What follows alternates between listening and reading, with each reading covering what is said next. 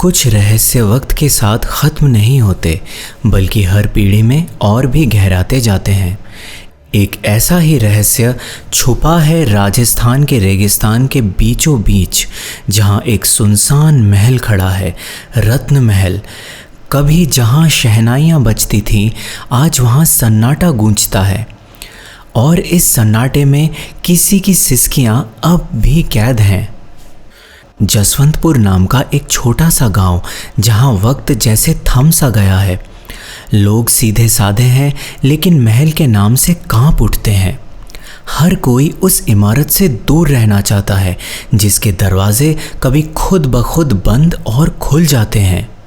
एक गांव वाला कहता है, बाबूजी, हम तो उस तरफ मुंह भी नहीं करते।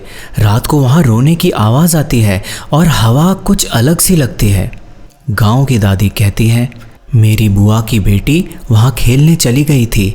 उसके बाद उसे देखा ही नहीं किसी ने 2 दिन तक। फिर जब मिली तो ऐसे जैसे किसी ने आत्मा निकाल ली हो। एक और गांव वाला कहता है, राजकुमारी वेदिका का नाम मत लेना बाबू, कहते हैं वो अब भी वहीं हैं अपने महल में। आरव एक प्रसिद्ध इतिहासकार था। उसने भारत के कई भूले बिसरे किलों और रियासतों पर शोध किया था, पर रत्न महल उसे बुला रहा था, जैसे कोई अधूरी आत्मा उसका इंतज़ार कर रही हो। गांव में पहुंचकर आरव कहता है, इतिहास हमेशा अधूरा नहीं होता, कभी कभी वो छुपाया गया होता है, और मुझे उस अधूरे सच को सामने लाना है। एक पुरोहित ने कहा, इतिहास ढूंढने के लिए जान ज़रूरी है बेटा। जो लोग रत्न महल के सच के पीछे गए, या तो वे पागल लौटे या लौटे ही नहीं। आरव कहता है, अगर एक राजकुमारी सच में गायब हुई तो उसका सच किसी दीवार में, किसी दस्तावेज में ज़रूर छुपा होगा। अपनी खोज को आरंभ करते हुए आरव सोचता है, इस गांव की सड़कों में एक अजीब सी खामोशी है। लोग मुझसे नज़रें चुराते हैं, जैसे मैं कोई वर्जित विषय हो गया हूँ, पर मैं पीछे नहीं हटूंगा। चौकीदार कहता है, बाबूजी, आप पढ़े लिखे हैं, पर कुछ चीज़ें किताबों में नहीं मिलती। वो महल जिंदा है और उसकी याददाश्त बहुत तेज़ है। पहली रात ही आरव को महल के पास से लौटते हुए एक परछाई दिखाई दी। न ज़मीन पर पैर थे, न हवा में कोई हलचल, फिर भी वो परछाई बढ़ती चली आ रही थी। आरव ने पलकें झपकाई और वो गायब। आरव धीरे से कहता है, ये मेरी कल्पना है या कोई मेरा पीछा कर रहा है? कई रहस्य इसीलिए रहस्य रहते हैं क्योंकि लोग उन्हें छूने की हिम्मत नहीं करते, पर मैं इस श्राप को समझ कर रहूँगा। अगले दिन आरव ने अपने कैमरे, टॉर्च और एक पुराना नक्शा लिया और निकला उस महल की ओर, जिसके हर पत्थर पर एक सिसकती आत्मा की चीख कैद है। पर वो नहीं जानता था कि जो वो खोज रहा है वो उसे पहले से देख रहा था। आगे आने वाले भाग में सुनिए रत्न महल की पहली यात्रा, राजकुमारी की गुप्त डायरी और आरव की पहली मुलाकात एक आत्मा से। सुबह होते ही आरव ने महल की ओर रुख किया। हवा में हल्की सी ठंडक थी, लेकिन सूरज तेज चमक रहा था। गांव की गलियों से होते हुए उस सुनसान रास्ते पर वो पहुंचा जो रत्न महल तक जाता था। उस रास्ते पर कोई नहीं चलता, न इंसान न जानवर। आश्चर्य में आरव सोचता है, इतना बड़ा महल और इतने सालों से वीरान, फिर भी इसकी दीवारें जैसे मुझे घूर रही हैं। आरव धीरे से दरवाजे को खोलते हुए सोचता है, दरवाज़ा खुद ही खुल गया। क्या कोई और है यहाँ? ठीक है, चलो भीतर चलते हैं। महल के भीतर अंधेरा था, लेकिन हर कोना कुछ कह रहा था। दीवारों पर अब भी राजघराने की तस्वीरें थीं, पर उनमें किसी की आंखें खरोंची गई थी। हर कमरे में कुछ अधूरा था, कुछ टूटा हुआ, जैसे किसी ने जानबूझकर सब मिटा दिया हो। आरव सोचता है, ये पुराना दराज, लगता है किसी ने इसे छुआ ही नहीं सालों से। ओह, एक किताब, नहीं, ये तो किसी की डायरी है। डायरी को आरव धीरे धीरे पढ़ने लगता है। दिनांक 12 अगस्त, मैंने आज फिर से उसे देखा। वो मेरा रक्षक नहीं था, मेरा प्रेम था, पर ये प्रेम राजघराने को स्वीकार नहीं था। आश्चर्य में आरव सोचता है, प्रेम किससे, और उसने ये बातें छुपाई क्यों? वेदिका एक बहादुर और विद्रोही राजकुमारी थी। वो एक आम सिपाही से प्रेम करती थी, अर्जुन। पर जब ये बात दरबार को पता चली, वेदिका को कैद कर लिया गया। राजा ने उसकी शादी एक सामंत से तय कर दी, जिससे वेदिका नफरत करती थी। आरव डायरी के पन्ने पढ़ता है, मैंने पिता से विनती की, मुझे अर्जुन से मिलवा दो आखिरी बार, पर उन्होंने मेरी आज़ादी छीन ली। मेरे कमरे के बाहर सैनिक खड़े कर दिए। मैंने कसम खाई, अगर मेरा प्रेम अधूरा रहा तो ये महल भी कभी सुखी नहीं रहेगा। आरव ने सोचा, ये सिर्फ प्रेम कथा नहीं, ये विद्रोह, बलिदान और शायद हत्या की कहानी है। जैसे ही आरव ने डायरी बंद की, महल की खामोशी में हलचल हुई। दरवाज़ा खुद से बंद हो गया। एक ठंडी हवा चली और आरव को महसूस हुआ जैसे कोई उसके कंधे पर हाथ रख रहा हो। घबराकर आरव कहता है, कौन है वहाँ? धीमी स्त्री के स्वर में कहीं दूर से आवाज़ आती है, तुम क्यों आए हो मेरी नींद में खलल डालने? आरव धीरे से कहता है, वेदिका, ये तुम्हारी ही आवाज़ है क्या? वही आवाज़ आरव के और पास आकर के अचानक बोलती है, अगर मेरा सच जानना चाहते हो तो तैयार रहो अपनी सच्चाई भी खोने के लिए।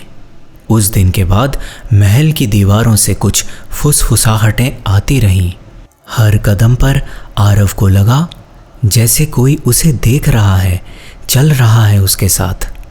और डायरी के अगले पन्नों में था वेदिका के अंत का विवरण, या शायद उसकी वापसी का संकेत। क्या थी राजकुमारी और सिपाही अर्जुन की प्रेम कहानी? कैसा था वेदिका का विद्रोह और उसकी कैद?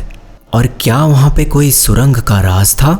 हर महल में कुछ ऐसे कोने होते हैं जहाँ दीवारें भी गवाही देती हैं, प्रेम की, विद्रोह की और दर्द की। ऐसी ही एक जगह थी रत्न महल का बाग, जहाँ गुलमोहर के नीचे वेदिका और अर्जुन पहली बार मिले थे।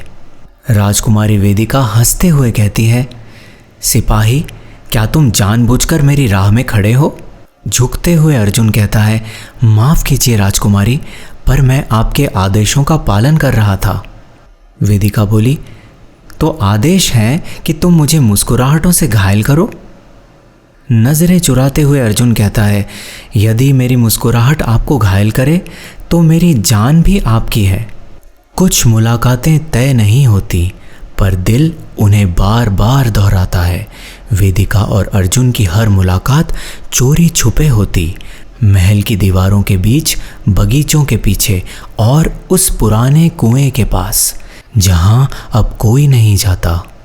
चिंतित स्वर में वेदिका अर्जुन से कहती है, अर्जुन, अगर कोई हमें साथ देख ले तो तुम्हें फांसी पर लटका दिया जाएगा।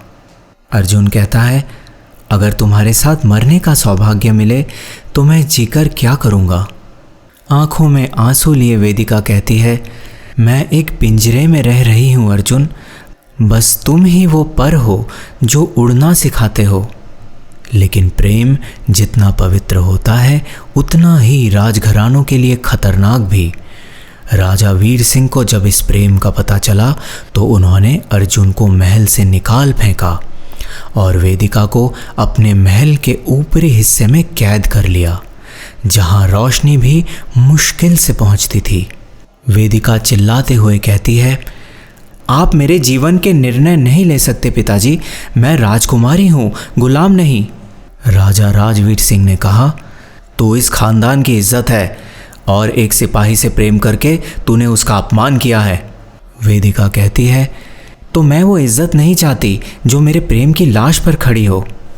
डायरी के अगले पन्नों में कुछ पंक्तियां उल्टे अक्षरों में लिखी थी। आरव ने ध्यान से उसे देखा। वो दरअसल एक छुपा हुआ नक्शा था जो महल के भीतर एक सुरंग का रास्ता दिखाता था, वेदिका और अर्जुन के गुप्त मिलन स्थल का। आरव सोचता है, तो यही था वो रास्ता जहां वेदिका अर्जुन से मिलती थी। लेकिन ये रास्ता बंद क्यों कर दिया गया? तभी हल्की सी आवाज़ दीवारों से गूंजती है। उस रात जब वादा टूट गया, वहाँ से चीखें आई थी और खून, बहुत खून।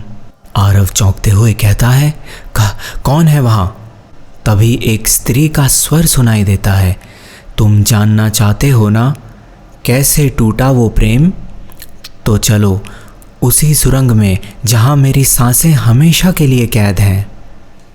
टॉर्च जलाए, दिल थामे आरव सुरंग में उतर गया। उसके कदमों की आवाज़ दीवारों से टकरा रही थी और सुरंग की हवा ठंडी नहीं, भारी थी, जैसे किसी का दुख वहाँ अभी भी बसा हो। आश्चर्य में आरव सोचता है, ये तो एक पुराना कक्ष है, यहाँ तो दीवार पर कुछ उकेरा गया है। तभी दीवार से एक धीमी आवाज़ निकलती है, तुम मेरे आखिरी वचन तक पहुंच चुके हो आरव, अब तुम्हें वो देखना होगा जो मेरे साथ हुआ था उस रात। सुरंग के अंत में एक फटा हुआ पर्दा था, जिसके पीछे छिपा था रत्न महल का सबसे बड़ा सच। एक प्रेम, एक श्राप और एक अधूरी आत्मा जो अब जाग चुकी थी।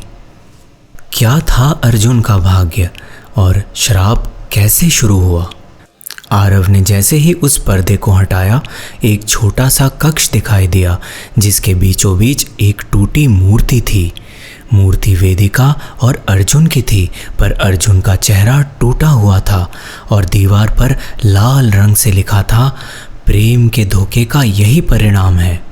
डायरी में आगे आरव पढ़ता है, 13 अगस्त, आज रात अर्जुन ने कहा था मैं तुम्हें इस पिंजरे से निकाल लाऊंगा वेदिका, चाहे इसके लिए मुझे अपनी जान देनी पड़े। मैं इंतज़ार करूंगी आधी रात तक। अगले पन्ने पर लिखा था 14 अगस्त, वो नहीं आया, या शायद उसे आने नहीं दिया गया।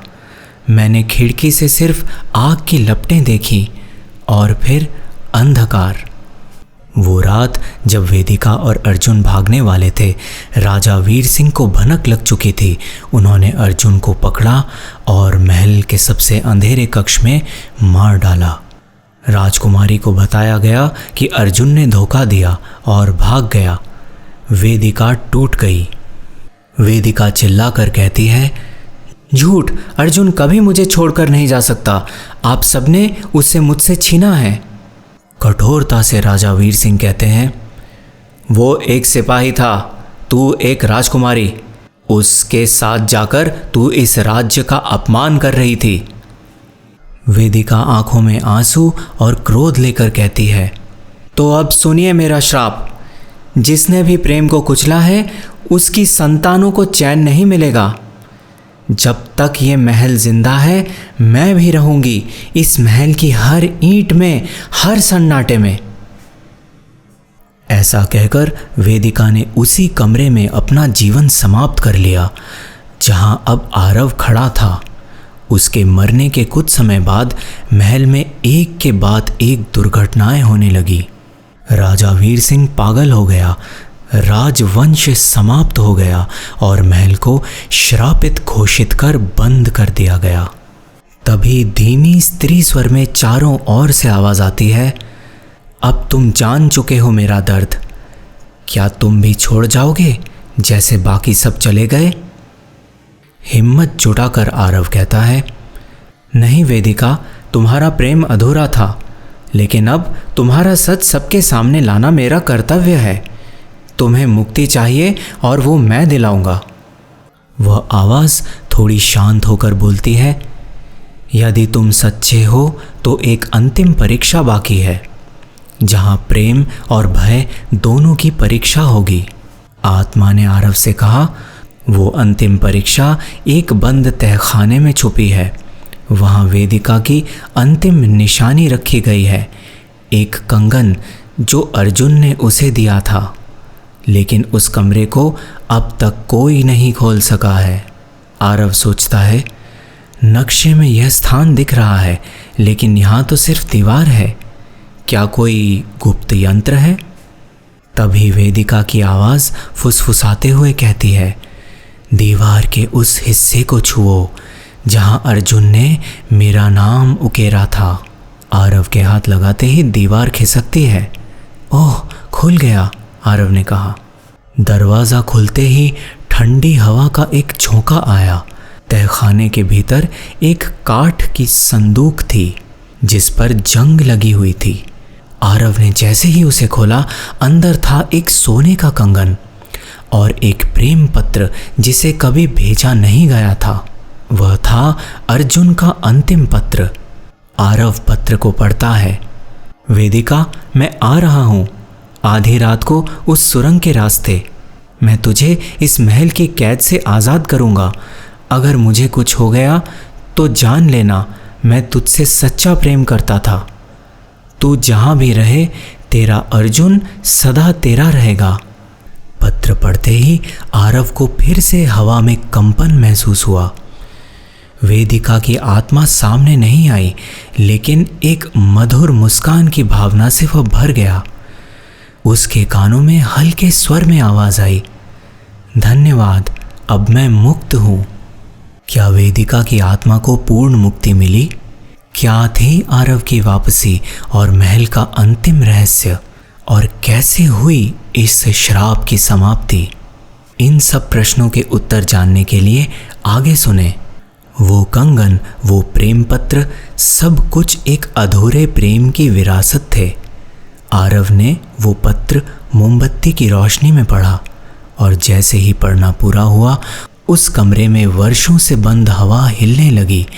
दीवारें जैसे सांस लेने लगी। आरव को धीमा और करुणा से भरा स्वर सुनाई देता है, अब मैं जा सकती हूँ, क्योंकि कोई था जिसने मेरे दर्द को समझा, मेरे प्रेम को सुना। शांत भाव से आरव कहता है, तुम्हारा प्रेम कभी व्यर्थ नहीं गया वेदिका। अब दुनिया तुम्हारी कहानी जानेगी। तुम अमर हो चुकी हो। धीमी हंसी के साथ आवाज़ आती है, मुक्ति, यही मेरा अंतिम वरदान है आरव। तुम्हारा खून मेरे अर्जुन की ही नस्ल है। अब चक्र पूरा हो चुका है। आरव स्तब्ध था। डायरी के अंतिम पन्ने में एक चित्र चिपका था। वो चित्र अर्जुन का था, जिसका चेहरा हूबहू आरव जैसा था। क्या ये पुनर्जन्म था, या वही रक्त जो पीढ़ियों बाद लौट आया था महल का ऋण चुकाने? उसके बाद ध्वनि गूंजती है और दूर जाती हुई एक आवाज़ कहती है, जो प्रेम अधूरा रह गया उसे समय ने पूरा कर दिया। अब ये महल श्रापित नहीं, अब ये प्रेम की कहानी है। सुबह की पहली किरण जब रत्न महल पर पड़ी तो वर्षों से बंद पड़े कमरे अपने आप खुलने लगे। सड़ी दीवारों से फिर गुलाबों की खुशबू आई और पहली बार उस खिड़की से परछाइयाँ नहीं, सिर्फ रोशनी आई। आरव द्वारा एक प्रेस कॉन्फ्रेंस रखवाई जाती है। रिपोर्टर आरव से सवाल पूछता है, आरव जी, आपने इस महल में जो देखा, क्या आप उस पर विश्वास करते हैं? मुस्कुराते हुए आरव कहता है, प्रेम और आत्मा दोनों अदृश्य होते हैं, पर जब महसूस होते हैं तो जीवन बदल देते हैं। रिपोर्टर ने पूछा, क्या ये सच है कि आप अर्जुन के वंशज हैं? आरव ने कहा, सच यही है कि उनका अधूरा काम मुझे पूरा करना था और अब यह महल फिर से जिएगा, प्रेम की नई कहानी बनकर। कुछ महीनों बाद रत्न महल एक विरासत स्थल में बदल चुका था। वेदिका अर्जुन की प्रेम गाथा अब वहाँ की दीवारों पर चित्रों में जिंदा थी। हर आने वाला जोड़ा उस प्रेम की सच्चाई को महसूस करता जिसने मृत्यु को भी हराया। आखिर में अपनी डायरी में आरव लिखता है, कुछ कहानियाँ ख़त्म नहीं होती, वो सिर्फ समय के सही वक्त का इंतज़ार करती हैं। श्रापित महल अब प्रेम का मंदिर बन चुका है और मैं बस एक गवाह हूँ उस अधूरी कहानी के पूर्ण होने का। हर महल में एक कहानी होती है, हर आत्मा में एक चाहत, और हर प्रेम अगर सच्चा हो तो समय और मृत्यु दोनों को झुका देता है।